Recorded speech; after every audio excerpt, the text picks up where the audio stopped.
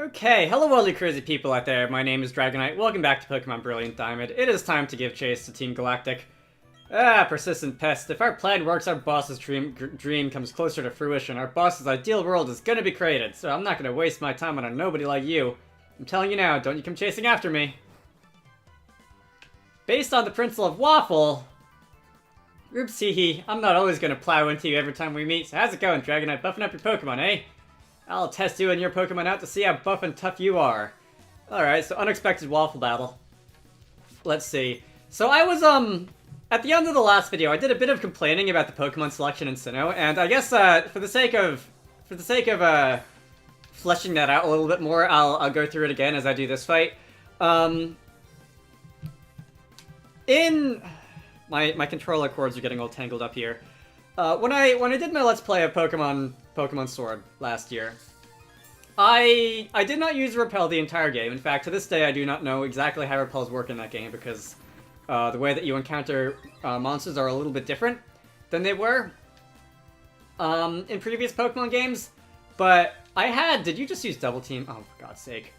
I had no interest in doing so, not only because it was possible to physically avoid encounters on the routes, but also because on every single route in that game, and in every single region, and in a number of places in different regions on the same route, you ran into different encounters. You ran into things that you'd never seen before, you ran into things that maybe you wanted to catch. I used a rotating team in that game, partially to like put a bit of a self-imposed handicap on the difficulty, because let's be honest, that game was not very hard either. But also because there were so many things that I found that I wanted to use. And it was a similar story in Pokemon Sun and Moon, although I think at some points in that game I did use repels because I was tired of, like, running into things. But it was... The way that in Sun and Moon, in Gen 7, every route that you went onto had some kind of new encounter for you to see and catch and think about using. That was also true in that game, but here in Pokemon Diamond, Pearl, Platinum, Brilliant Diamond, Shining Pearl, I think that's all of them. It's really the same Badoo, it's really the same Bidoof, it's really the same Starly, it's really the same occasional Kricketot. Every single time I go into the tall grass, and I've thought about on multiple occasions trying to make it through this game without using repels, and I let go of that ambition real quick, just because of how repetitive all the encounters were. If you go onto water routes and other special locations like in caves and stuff, you will find some slightly different things, but even then it becomes repetitive pretty fast. Barboach, Magikarp in the water, Geodude and, like, more Geodude in the caves, and it's not that interesting. And I don't know if this is... I'll have to go look at the encounter tables for the original Diamond, Pearl, and to an extent Platinum. I don't know if that's a problem with this game specifically, or just a problem that they didn't fix in the remakes. And it's really kind of a shame. I mentioned I purposefully did not use a Shinx. I purposefully did not catch a Shinx. Because I think every single time I played the original Platinum, I used a Shinx, and I want to just use something besides a Shinx. I thought there was an Eevee that someone gave you at some point halfway through the game, but I have not found that yet. And I was planning on evolving Eevee into probably Jolteon. Still wasn't 100% sure on that, but I have not seen the Eevee yet. And Eevee is like, even though it appears in pretty much every single Pokemon game, it is a really good way to just give more options to the player because it can evolve into so many different things and fill so many different roles. But even that hasn't happened yet. There was like, someone gave me a Happiny egg. I'm not gonna... My patience is already wearing thin using this like metal hat as a thing that I plan on using in-game. I'm not using a Happiny that evolves into something with like 15 physical attack. Alright.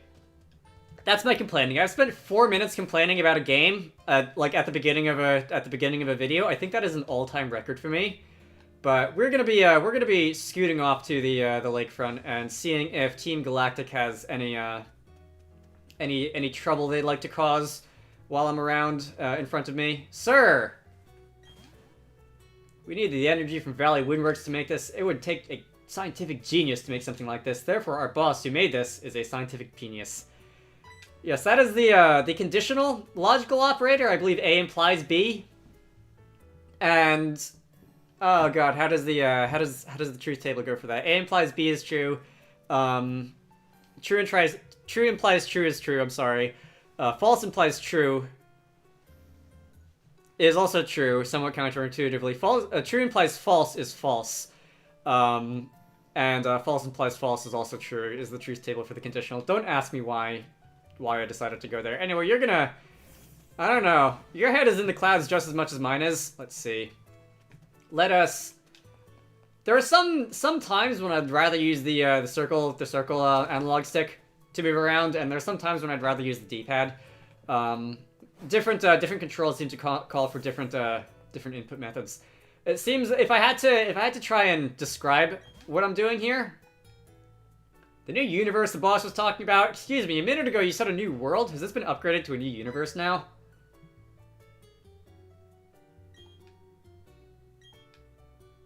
You're not gonna battle me.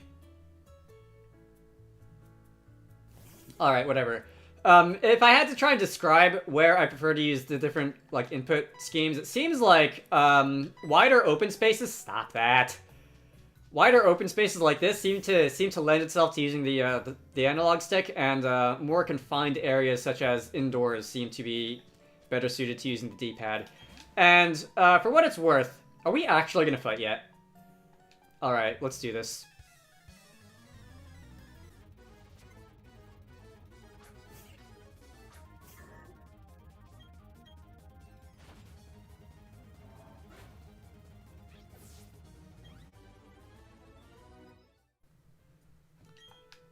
Alright, you're out of fumes. You're going to the lake. Whatever. You go do that, sir.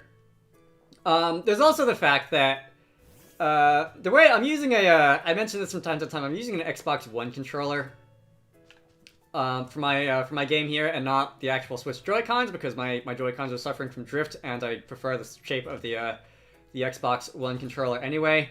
And my finger gets less sore using the analog stick than it does using the D-pad. Oh, hello, long time no see. How is your Pokédex filling up? I came to research the folklore about the lake, but, well, it doesn't appear as if the lake is open to the public now. Have you heard the folklore about it? They say that there is an island inside the lake, and that a mysterious Pokémon resides there. No one must enter the chamber of that Pokémon. Sorry to change the subject, but have you seen the group of Psyduck on Route 210? Yeah, that's right, by the cafe. You've seen that group of Psyduck huddled with their heads in their, hands? Boy, Cynthia, you have a lot to say. Anyway, what you should do is use this medicine on the Psyduck. You're working on a Pokédex, so it would be worthwhile for you. You obtain the secret medicine. That's cool. I also was exactly today years old when I realized that I can scroll through text with L and R, like the triggers, in addition to just the A button. Anyway, you're gonna go do your own little thing. I am going to see if I can get into the lake. His name was Cyrus. Fascinating. Anyway, let's go up to Route 210. So on the subject of, like, the Pokemon varieties kind of sucking in this game, I guess a criticism of a number of the Pokemon remakes that are pretty much all of them that aren't Heart Gold and Soul Silver, let's be honest, has been that they tend to stick too close to the source material at times, and that includes situations where, like, the source material could have been improved on. And for some reason, I thought there were more Psyduck up here in this little group blocking the road. And that is not a new criticism of Brilliant Diamond, Shining Pearl. They have, of course, improved a number of things, such as the speed at which battles play out and that sort of thing. But things like the encounter tables kinda not being that interesting is something that they seem to have left alone. And probably could have done with revisiting just a little bit. I remember there were some things in Omega Ruby Alpha Sapphire specifically, not counting like the Battle Frontier fiasco, that people didn't like, that they thought they should have changed from the originals that they didn't. It's actually escaping my mind what those are. Anyway, Cynthia, can I ask you a big favor?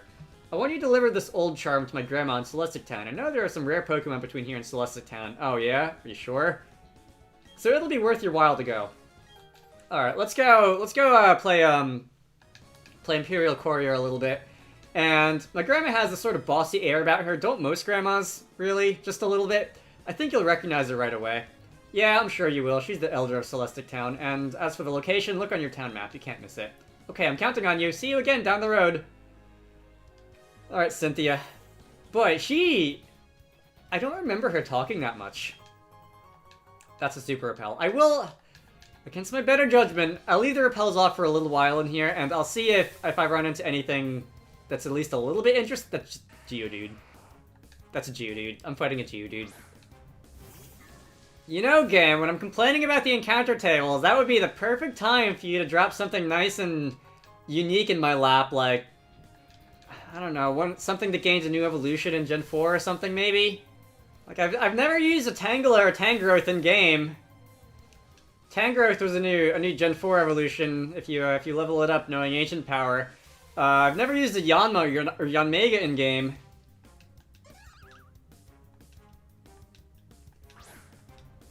Alright, you know what? You know what?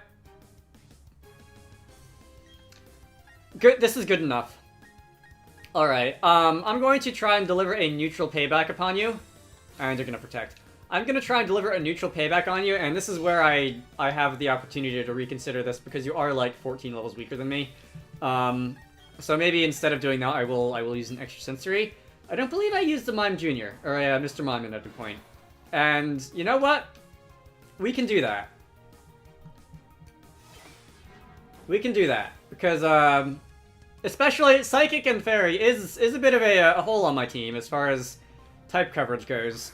And at this point, I was hoping for something like a Yanma or a Tangela or something like that.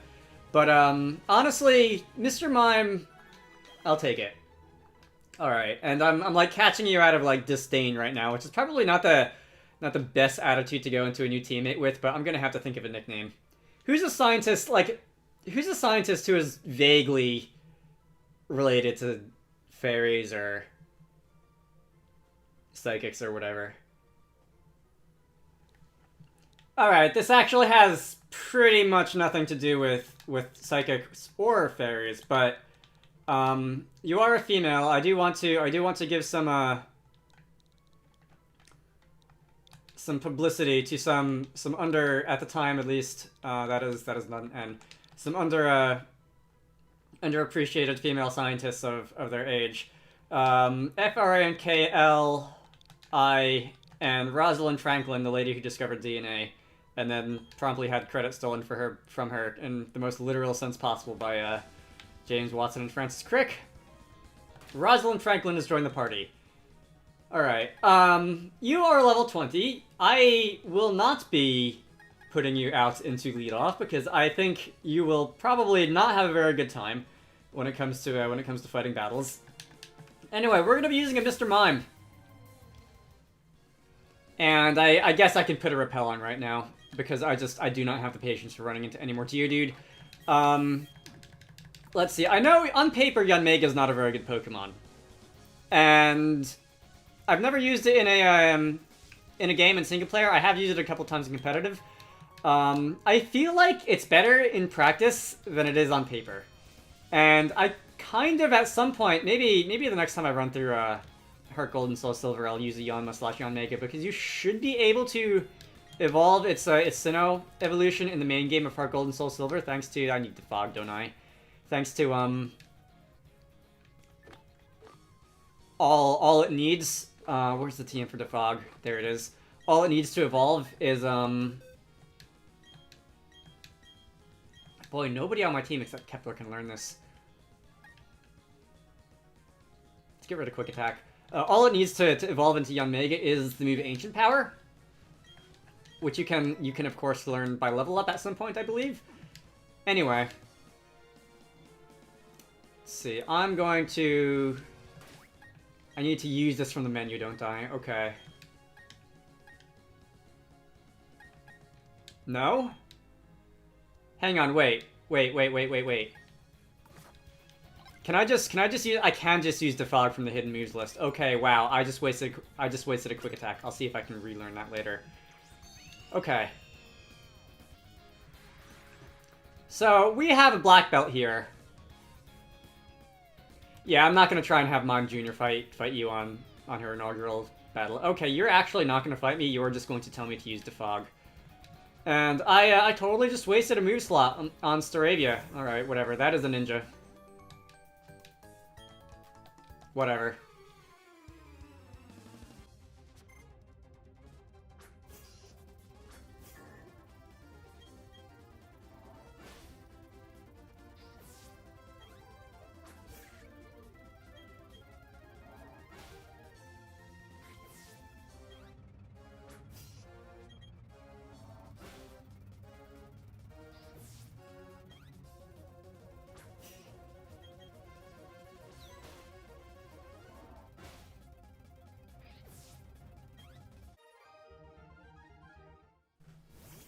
I guess with that said, to balance out the complaining that I did a little bit, well, the complaining that I did a lot of, in terms of the Pokemon distribution, I do not know if there's a Pokechap or something, or maybe I don't know, something else which can allow you to find interesting things more easily.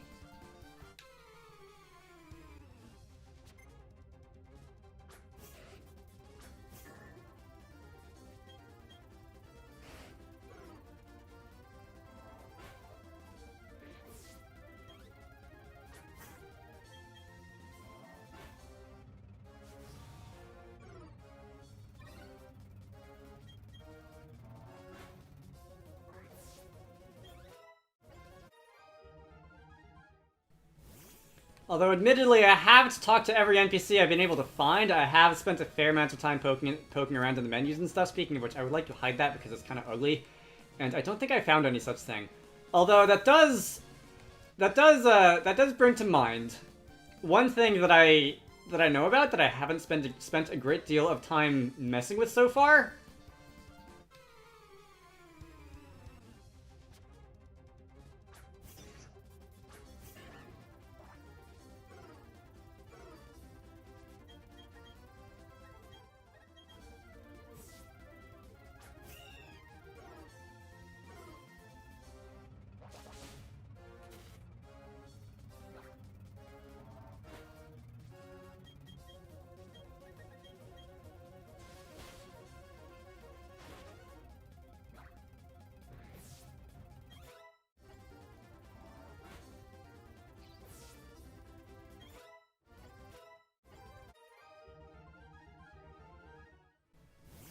And that would be the Underground, and I believe there was actually a decent amount of stuff down in the Underground, random encounter-wise, and also just in general, so...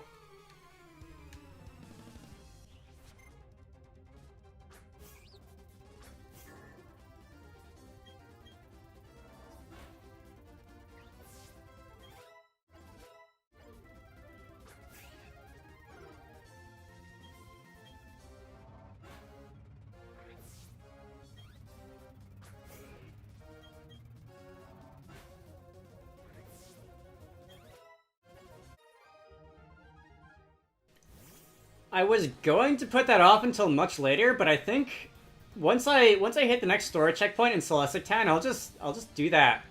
I'll just go down into the Underground, see if I can find anything interesting.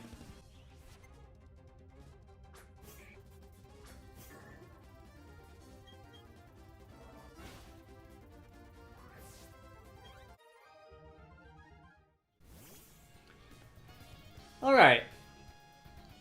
Who knows? Maybe I'll find some interesting things down there. I know that yeah.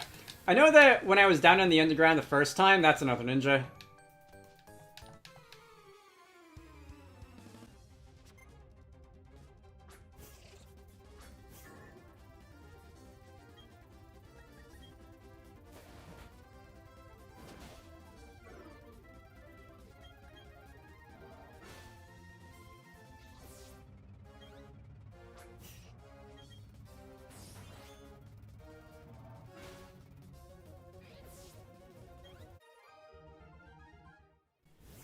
Alright, we'll see. I'll just like put that out of my mind until we get there. That is a smoke ball. I believe if you give that to your lead Pokemon, it will be easier for them to escape. And this section of Sinnoh in particular, I do like the design of a lot of the routes in Sinnoh, and I've mentioned that in various places, Route 205, Route 212, and that sort of thing. I also really like this one. I like the use of height. I like the use of bridges. I like being able to go under and over things. Just as a general rule in video games, and there has certainly been a lot of it in this here Pokemon game.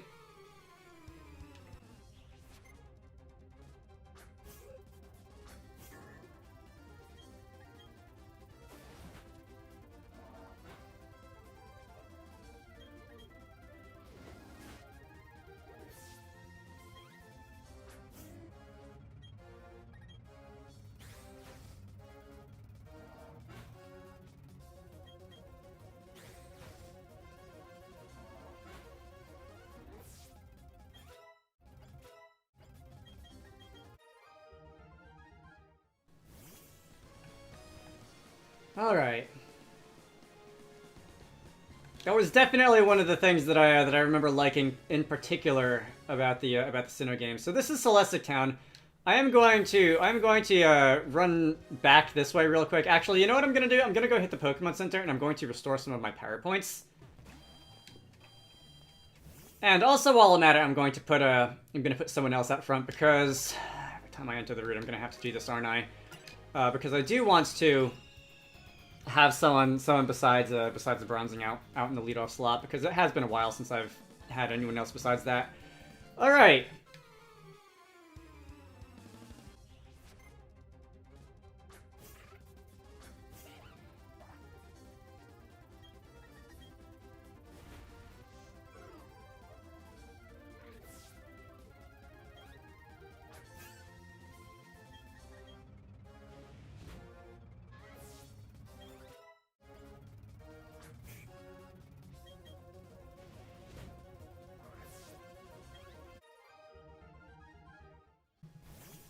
Your trainer class is a veteran. For some reason, I always associate your design with a dragon tamer, of all things. Anyway, there is a bit more to be seen out here on Route 210, and it's a bunch of berries. Alright, I've started to get to the point where I'd rather just edit out myself picking up berries, because it tends to be not very interesting when you have to pick 4 things one by one. Anyway, there is a bit more to see on this route. Yes, please. Don't know how many more repels I have. I would like to make that hidden mirrors thing go away because, again, it's not very visually appealing to just have it sitting on the screen there. And you're another ninja. Okay. I thought that was a shadow for a ninja.